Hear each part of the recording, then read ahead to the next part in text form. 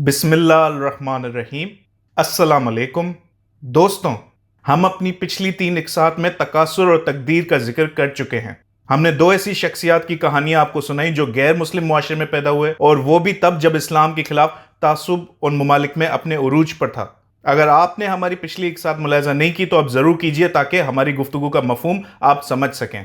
अब देखें, जब तकासुर की मजम्मत की गई कि आप ज़्यादा से ज़्यादा के पीछे ना भागें, और ये कहा गया कि आपकी तकदीर तय है, लिहाजा आपकी मेहनत और सही अपनी जगह, होगा वही जो अल्लाह ताला चाहते हैं, तो इसका मतलब ये नहीं कि इंसान तगदो करना छोड़ दे। सूरह तकासुर की आखिरी आयत में इन शकूक व शुबात पर मुख्तसरन रोशनी डाल दी गई है।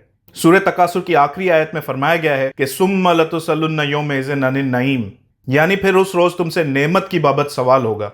इसमें सीधा सीधा कहा गया है कि रोज़े क़यामत अल्लाह पाक हमसे दरियाफ्त करेंगे कि हमने उनकी दी हुई नेमतों का क्या किया। अब अल्लाह ताला हमसे ये सवाल पूछेंगे तो ज़ाहिर है हमें कुछ ना कुछ तो पेश करना होगा। जिसने थोड़ी सी भी नेकी की होगी वो उसके सामने आ जाएगी। यही वजह है कि अल्लाह ताला ने फरमाया फ़मन यअमल मिस्काल ज़र्रतिन खैरन यरा वमन यअमल मिस्काल ज़र्रतिन शर्रन यरा। सूरह अल ज़िलज़ाल आयत 7 ता 8 के तो फिर जिसने ज़र्रा बराबर भी खैर का कोई काम किया होगा वो उसे देख लेगा, और जिसने ज़र्रा बराबर भी शर का काम किया होगा वो उसे भी देख लेगा। अब नेमत का सही इस्तेमाल अल्लाह के नज़दीक तो यही है कि बंदा उसकी हिदायत के मुताबिक नेमत इस्तेमाल करे। इस्लाम का तो यही फ़लसफ़ा है कि इन्ना लिल्लाहि व इन्ना इलैहि राजिऊन, कि हम अल्लाह की जानिब से आए और उसी को लौटाए जाएंगे।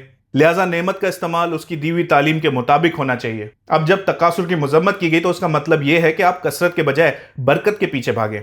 अगर अल्लाह ने आपको नेमतों से नवाजा है, वक्त तवानाई और सरमाया दिया है, तो उसका इस्तेमाल महज ज्यादा से ज्यादा दौलत या ताकत या शोहरत या हुस्न या कोई भी दुनियावी चीज हासिल करने के लिए नहीं होना चाहिए। अब अक्सर लोगों के लिए तो ताकत और दौलत ही खुशी है, इसीलिए तो वो इन 2 चीजों के पीछे भागते हैं। लेकिन अगर ये बात सही है तो आरवीसी बोडली, जिनकी मिसाल हम अपनी पिछली इकसात में दे चुके हैं, उन्हें अरब बद्दुओं के साथ रहकर कैसे सुकून इत्मीनान मिला, जबकि वो पैदा तो अमीर घराने में हुए थे। और अगर दौलत और ताकत इंसान के लिए सूदमंद होते तो कोई अमीर माहिर नफ्सियात के पास ना जाता, कोई अमीर खुदकुशी ना करता।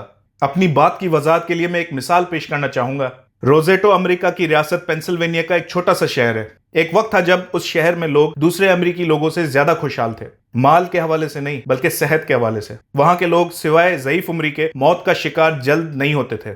कल्ब और गर्दिशी निजाम की बीमारियां शाज़ो नादिरी किस्में पाई जाती थीं। शहर के अक्सर रिहायशी अतालवी कौम से ताल्लुक रखते थे। ये सेहत के हवाले से कामयाबी इसलिए नहीं थी कि वो सेहत का ख्याल रखते थे, बल्कि वो लोग तंबाकू नोशी के हवाले से बदनाम थे और सेहत के लिए मुज़र तेल का इस्तेमाल भी करते थे खाना पकाने के लिए। तो फिर क्या वजह थी कि रोजेटो के लोग सेहतमंद थे? वजह उनकी समाजी हम आहंगी थी। उन लोगों ने अपनी अतालिया से लाई हुई समाजी रस्म रिवाज को हूबहू बरकरार रखा। अमेरिका के दूसरे शहरों से बिल्कुल मुख्तलिफ था वहां का माहौल। लोग शाम को मिलकर चहलकदमी करते, यकजा होकर खुशी और गम के मौके साथ बिताते, और सबसे अहम बात, अगर कोई अमीर भी होता तो अपनी दौलत की नुमाइश नहीं करता था। वहां किसी के बारे में यह पता नहीं चलता था कि कौन अमीर है और कौन गरीब। इसका सबसे बड़ा फायदा, कहते हैं कि जराइम जैसी समाजी बीमारियां वहां बिल्कुल पाई नहीं जाती थी। लेकिन 1970 की दिहाई के बाद कई नौजवान उस शहर से बाहर तालीम हासिल करने गए और उन्होंने दूसरे अमेरिकी लोगों की आदत अपने शहर मुंतकिल की।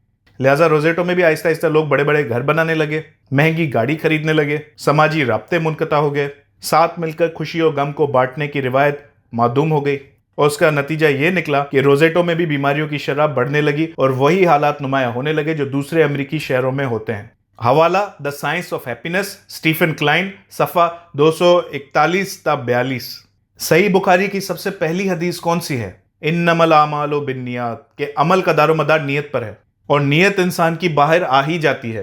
रोजेटो में पहले भी अमीर रहते थे लेकिन उनकी नियत मुख्तलिफ थी। वो दौलत किसी और मकसद के लिए कमाते थे, जबकि बाद के लोगों ने दौलत इसलिए कमाई ताकि ज्यादा से ज्यादा ऐश करें और दूसरों के सामने अपनी दौलत नुमाया करें, ये दिखाने के लिए कि देखें हम कितने कामयाब हैं। लेकिन क्या ऐसे लोग कामयाब होते हैं?